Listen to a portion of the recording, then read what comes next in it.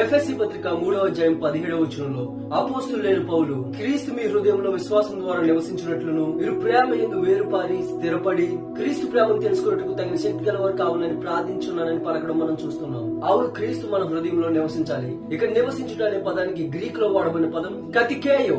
కతికేయో అనే పదానికి ఉన్న అర్థాలు ఏంటంటే నివసించడం, జీవించడం, స్థాపించడం. అవును, క్రీస్తు మన హృదయాల్లో నివసిస్తాడు. ఆయన మనలో జీవిస్తాడు. ఆయన మనలను తన మందిరాలుగా స్థాపిస్తాడు. ఇక్కడ అందరు సంఘంతో మాట్లాడుతూ క్రీస్తు వారి హృదయాల్లో నివసించాలని, వారి ప్రతి అవసరాలను తీర్చాలని, వారిని బలపరచాలని, తన ప్రేమను వారు తెలుసుకునేలా చేయాలని, వారి కొరకు ప్రార్థిస్తున్నారని తెలియజేస్తున్నాడు. అవును, ఈ రోజు ఆయన మనలో నివసించినప్పుడు ఆయన మనల్ని బలపరుస్తాడు. ఆయన మన ప్రతి అవసరాలను తీరుస్తాడు. ఆయన ప్రేమ యొక్క గొప్పతనాన్ని తెలుసుకోవడానికి మనకు సహాయం చేస్తాడు. కాబట్టి మనమందరం ఆయన సహాయాన్ని వేడుకోవాలి. ఆయన మనలో జీవించాలని మనం కోరుకోవాలి. రోజు మనం ఆయన మనలో నివసించాలని కోరుకున్నప్పుడు ఆయన మనల్ని బలమైన పాత్రగా వాడుకుంటాడు.